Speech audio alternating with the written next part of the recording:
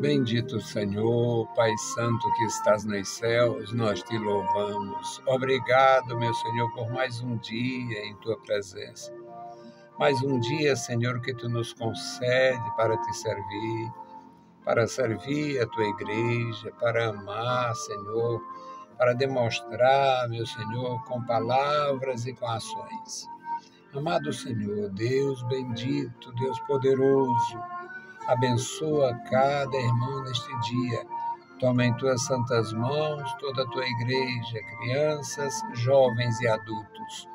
Abençoa os familiares de cada um. Guarda cada vida, Pai. Em nome de Jesus Cristo nós te pedimos e te agradecemos. Amém. Louvado e exaltado seja para sempre o nosso Deus.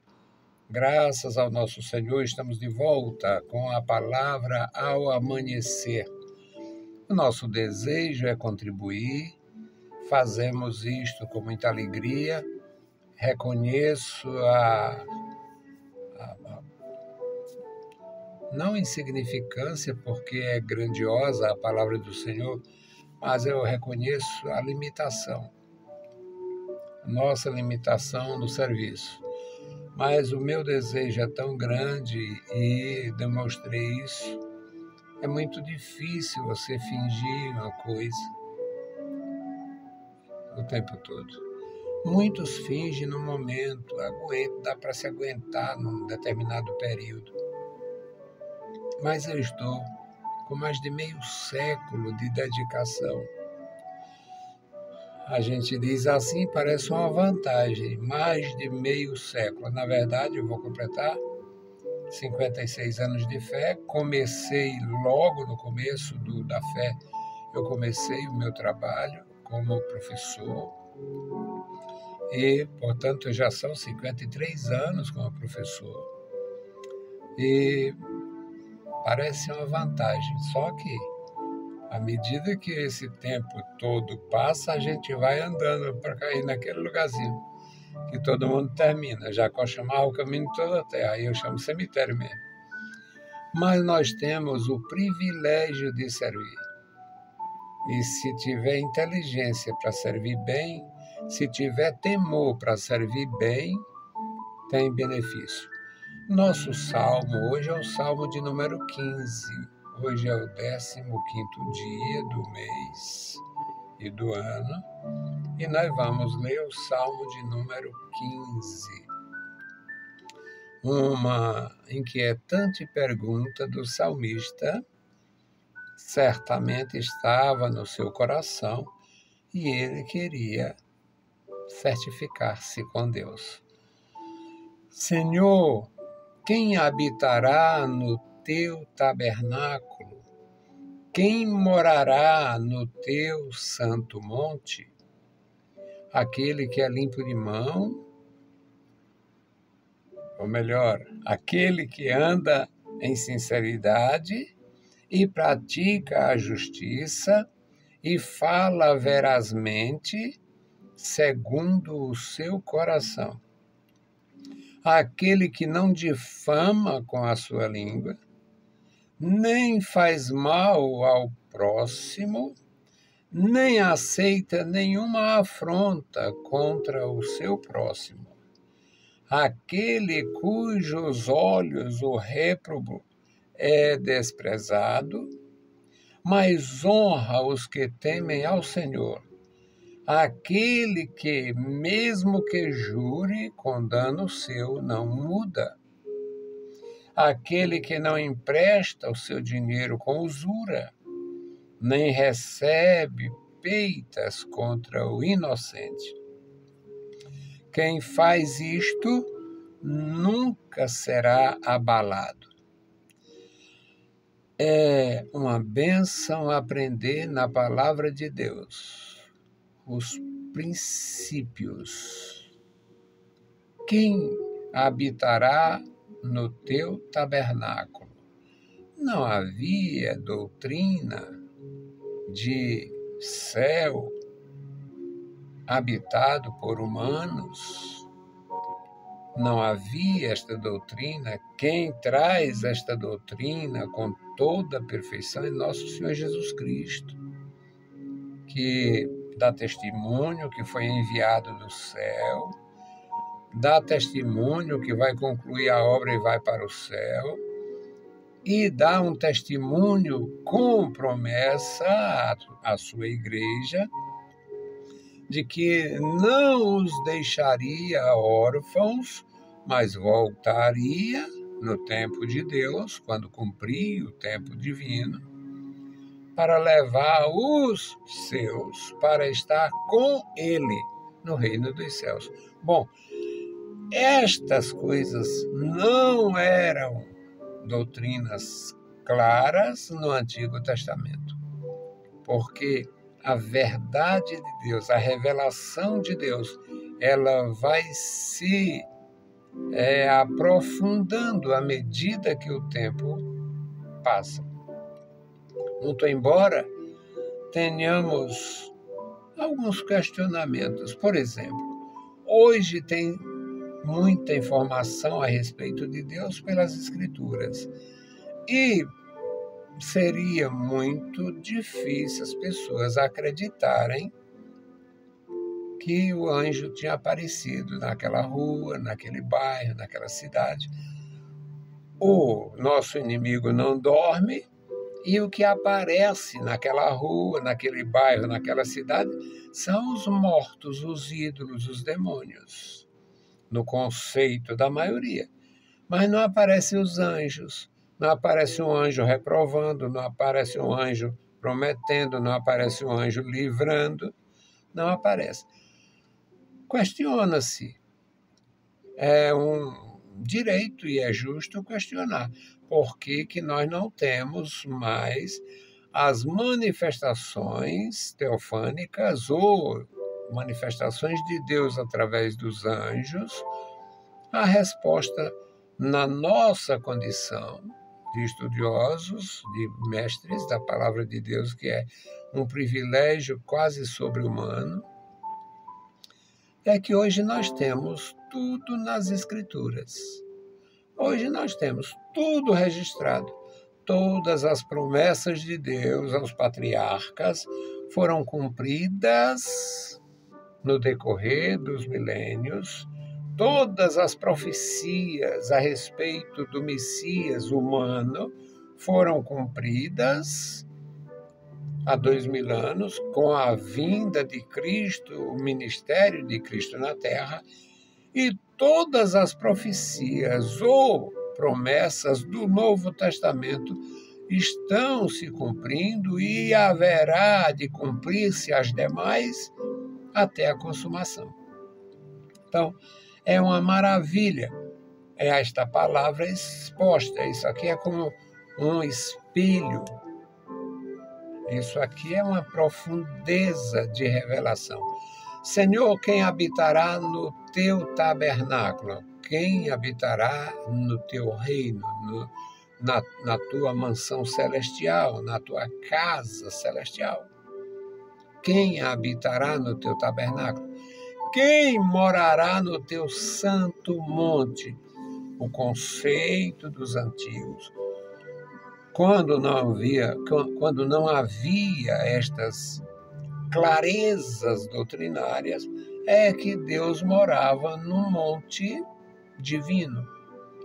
E era um conceito tão generalizado que até os ímpios tinham em relação aos seus deuses. Não podemos nunca esquecer a filosofia e a mitologia dos deuses do Olympus.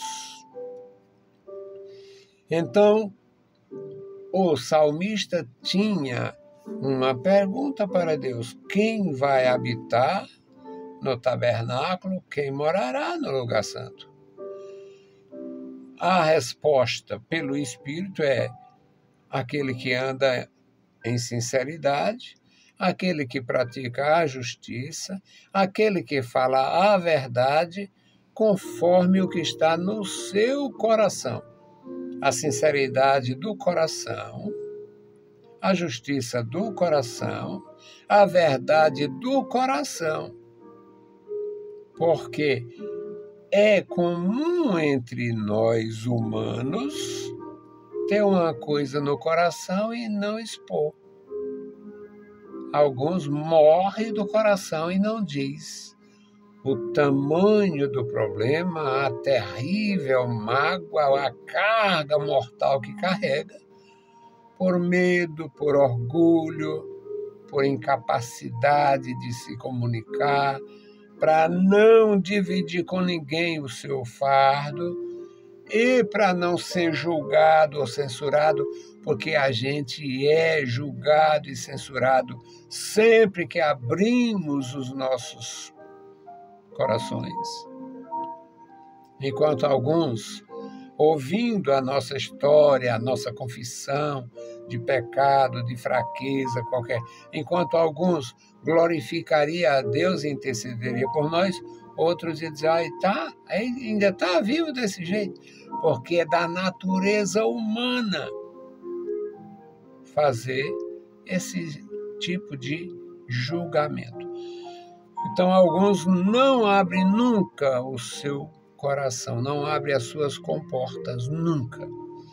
O versículo 3, falando ainda destes pré-candidatos ao lugar santo, diz: aquele que não difama o seu próximo, aquele que não faz mal o seu próximo. Há uma diferença, difamar faz muito mal, mas existe um mal silente, existe um mal que o sujeito não diz, mas deseja, e tendo a oportunidade faz o mal.